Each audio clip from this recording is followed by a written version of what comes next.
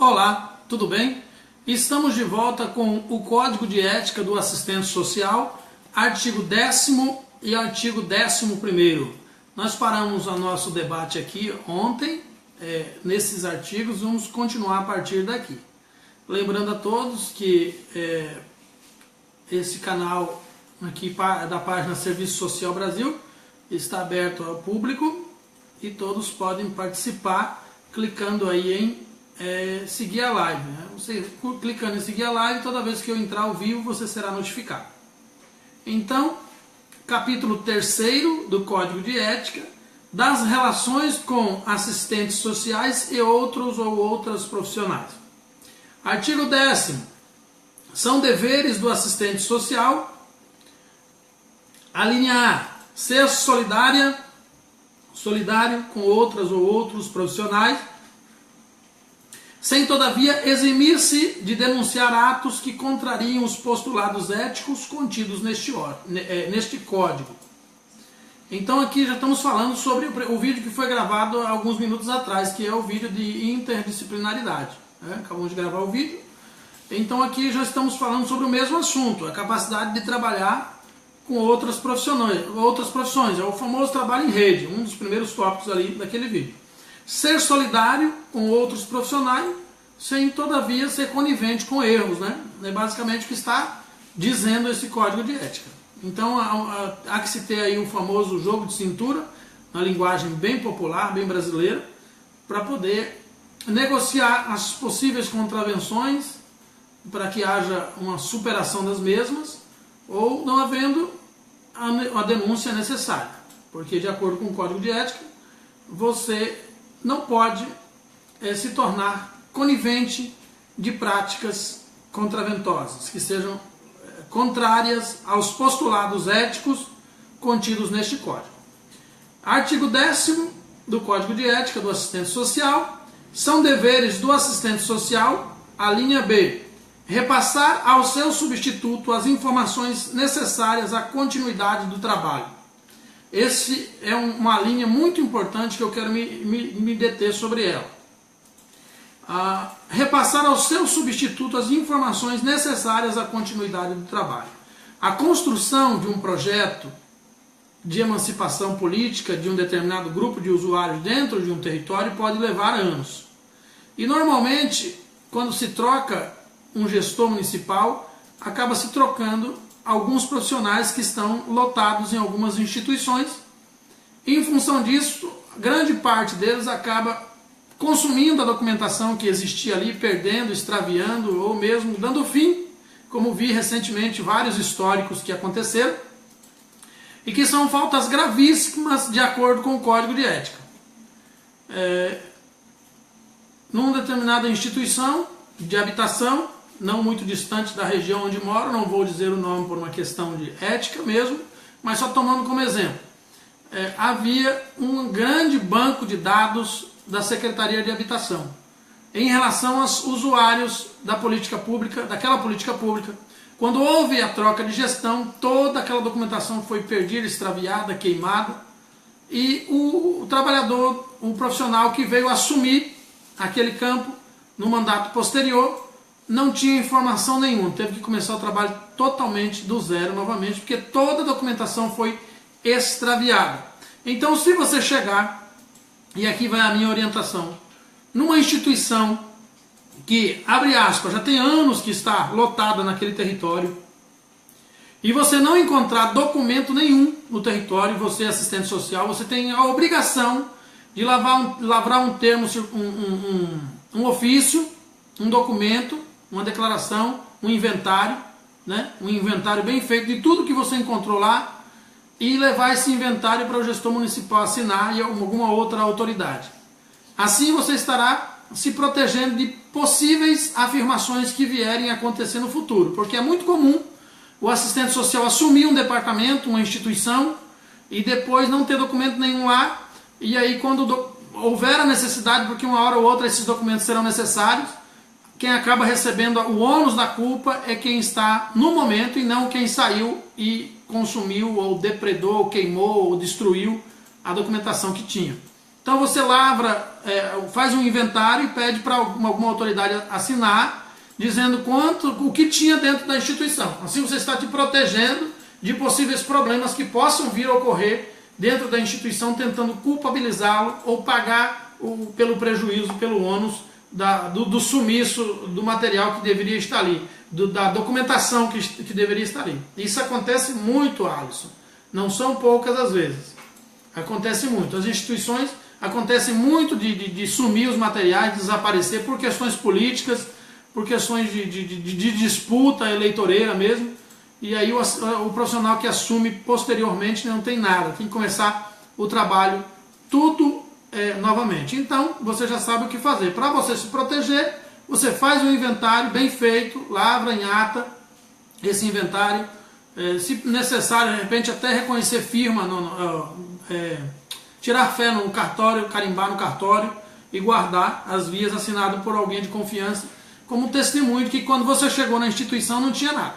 Já aconteceram casos da instituição ter computador, ter todo o mobiliário, todo o instrumental necessário, e aí na troca de mandato as pessoas roubarem tudo, carregarem tudo, bebedouro, computador, impressora, fogão de cozinha, botijão de gás, e é nessa mesma cidade, que não é longe daqui, e eu não vou dizer qual é, mas levaram tudo. De vez em quando a gente via um computador na casa de um e de outro, né? Segundo eles, que o prefeito não pagou o salário deles, então eles consumiram. Aí o que acontece? No inventário do governo e outros documentos, está constando que naquela instituição tem computador, tem mesa, tem cadeira, tem impressora, tem tudo lá. Aí o assistente social assume, não tem nada. O que é que vai acontecer? A culpa recai sobre quem? Por isso que é importante fazer o inventário. Às vezes não falta, aparentemente você olha e está tudo lá. O computador está lá, os móveis estão lá, a impressora está lá, mas quando você vai no arquivo, a documentação sumiu toda. Tem que documentar isso, que não tem documentos lá, que não tem ficha, que não tem cadastro, que não tem nada. Como você encontrou, tudo que você encontrou que for pertinente, cada coisinha que você encontrou, e no final deixar bem claro, isso é tudo que foi encontrado na instituição, não tinha mais nada, só tinha isso. Então eu achei importante me ater sobre esse tópico, porque é um tópico importante que precisa ser debatido, né? Artigo 10º, a linha B. Repassar aos seus substitutos as informações necessárias à continuidade do trabalho. Aqui só disse informações, eu fui além, mobiliário, arquivos, documentos produzidos na instituição, tudo tem que ficar arquivado, né? Tem que ficar arquivado porque é um trabalho de continuidade, a gente não trabalha fazendo milagre, resolvendo do dia para a noite, é um trabalho contínuo.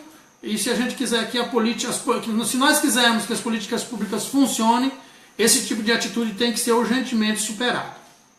Então, artigo 10º do Código de Ética do Assistente Social, a linha C, mobilizar sua autoridade funcional ao ocupar uma chefia para liberação de carga horária de subordinado para fim de estudos e pesquisas que visem o aprimoramento profissional, bem como de representação ou delegação de entidades de organização da categoria e outras, dando igual oportunidade a todos. Isso aqui é importante, viu, gente? Mobilizar sua autoridade funcional. Você é funcionário público, ao ocupar uma chefia, você precisa entender que como chefe, toda vez que um dos seus profissionais subordinados precisarem se ausentar, a fim de estudo e pesquisa, visando o aprimoramento profissional, esse tipo de dispensa não pode ser negado. E bem como também representação ou delegação de entidade de organização de categoria e outras. Aqui está falando de greve, de sindicato, de cooperativa, de associação, de CRES, de CEFES, de eventos do CRES, do CEFES. Então toda vez que tiver um evento do CRES, todo assistente social em qualquer parte do Brasil pode solicitar a dispensa para participar do evento do CRES. É obrigação da instituição liberar. Toda vez que tiver um evento do CEFES ou de uma outra entidade, mas que seja representativa do serviço social, a instituição tem que dar licença para o profissional se ausentar para o seu aprimoramento profissional, a fim de estudar, pesquisar, a fim de participar do movimento da categoria. Se houver greve, a mesma coisa, não pode ser negado. Artigo 10º do Código de Ética do Assistente Social. São deveres do assistente social, a linha D, incentivar sempre que possível a prática profissional interdisciplinar. Você entende porque aqui eu falei gravei um vídeo sobre interdisciplinaridade antes. É importante que o trabalho em rede seja feito, mas é importante também que o assistente social tenha o máximo possível de conhecimentos relacionados dentro da sua área de atuação. Artigo 10º do Código de Ética do Assistente Social: são deveres do assistente social, a linha E, respeitar as normas e princípios éticos das outras profissões. Isso aqui está ainda, o artigo 10 basicamente é sobre interdisciplinaridade. Então é importante que você saiba o limite da sua ação profissional, para que quando você possa cobrar que outro profissional respeite o limite da sua ação profissional, haja uma reciprocidade, uma mutualidade nessa cobrança.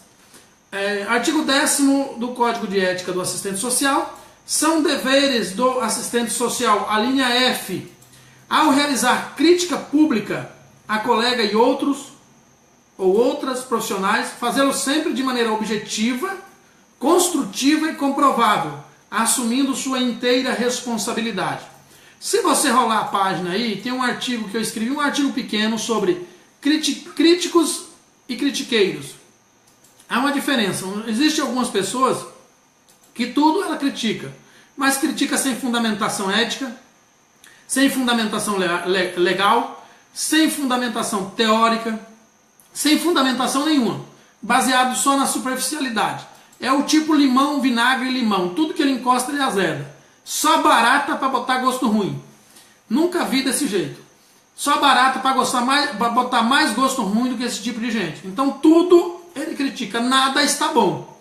Se houver 10 atividades sendo desenvolvidas numa instituição e ele chegar lá, ele vai propor, nem que ele não ajude, não contribua, não participe das 10 que estão acontecendo, mas ele vai propor mais uma para inteirar 11, que é para ele também não participar da 11ª. Já tem 10 em andamento, ele vai querer mais uma e também não vai participar dessa 11ª.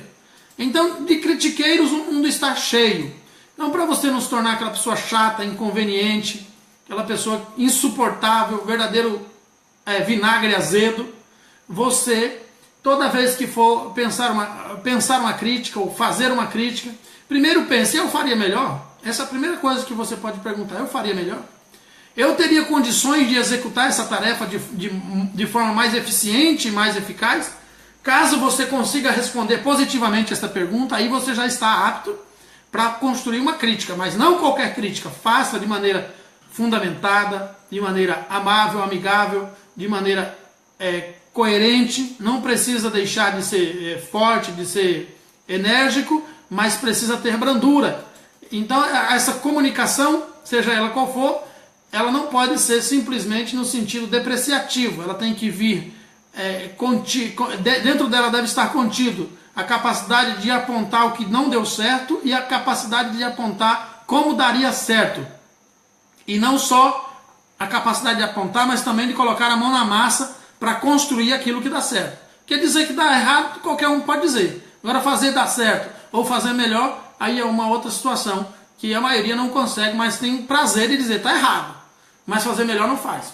Então, dentro da perspectiva da crítica, a crítica é importante, o senso crítico faz parte do desenvolvimento profissional, a capacidade crítica faz parte do amadurecimento intelectual, mas ela precisa ser feita pautado em fundamentos teóricos, científicos, legais. Você tem uma resposta para aquilo que se critica. Criticar por criticar não traz proveito nenhum, só gera inimizade, descontentamento, antipatia e quebra de vínculos profissionais. Então é importante que ao criticar, você o faça de forma competente, teórica, política, metodológica, de forma a construir uma melhor qualidade no atendimento, no trabalho, naquela atividade. Código de Ética do Assistente Social, artigo 11º, mais um artigo de proibições, ou seja, aquilo que é vedado ao assistente social, o sinônimo é proibição. Vedado, dizem alguns teóricos que proibir e vedar são coisas parecidas, mas não são idênticas. Talvez seja verdade, é apenas um termo, para não se usar o termo proibir, utilizou-se o termo vedado. Artigo 11º, é vedado ao assistente social intervir na prestação de serviços que estejam sendo efetuados por outro profissional, salvo a pedido deste ou desta profissional em caso de urgência, seguido da imediata comunicação ao profissional, ou quando se tratar de trabalho multiprofissional e a intervenção fizer parte da metodologia adotada. Então, é vedado ao assistente social você interferir no trabalho de outro assistente social. Se ele solicitar, você pode opinar. Caso contrário, você não deve. Faça o seu trabalho e respeite o trabalho do outro, para que, dentro do mesmo princípio, da reciprocidade, da mutualidade, quando for necessário pedir respeito pelo seu trabalho, você também possa fazer e fazê-lo com autoridade, coerência e ética. Artigo 11, 11º, a linha B. Prevalecer-se do cargo, é vedado, no caso, ao assistente social, prevalecer-se do cargo de chefia para atos discriminatórios e de abuso de autoridade. Isso é bem simples, né? O fato de você estar empoderado do cargo de chefia te faz de você um líder, e o líder não é aquele que discrimina, é aquele que dá exemplo, e discriminar não é um exemplo. Abusar da autoridade, muito menos. A autoridade não é uma coisa que se expõe, é uma coisa que se adquire com respeito e construção de um processo de trabalho baseado na competência. Eu não conheço pessoas competentes que sejam desrespeitadas. Inicialmente pode até ser, mas ao longo do prazo histórico, as pessoas competentes terminam respeitadas. Artigo 11º, é vedado ao assistente social, a linha C, ser conivente com falhas éticas de acordo com os princípios deste código e com erros técnicos praticados por assistente social e qualquer outro profissional. Então, a conivência já foi tratado na linha C do artigo 10º e volta a ser reprisada aqui no artigo C da linha, na linha C do artigo 11º. Artigo 11º, é vedado ao assistente social também, a linha D, prejudicar deliberadamente o trabalho e a reputação de outro profissional. Se você observar, você vai perceber que aquilo que é vedado no Código de Ética, de algum modo, já é crime no Código Civil e no Código Penal. Então, além das pessoas que transgridem o Código de Ética estarem em desacordo com a categoria profissional, estarem correndo risco de receber uma sanção ou mesmo uma cassação do registro profissional, elas também estão cometendo um crime profissional. Elas estão infringindo também o Código Penal ou o Código Civil. Então, finalizando esse vídeo, recomendo a todos aí que cliquem no botão de seguir a live, assinem a live, toda vez que eu entrar online você será avisado. Volto em alguns minutos para gravar mais um vídeo sobre o curso preparatório para concurso, uma grande promoção que eu estou fazendo aí para vocês. Curso preparatório para concurso, que já está disponível. Eu estou começando um novo projeto, volto em minutos.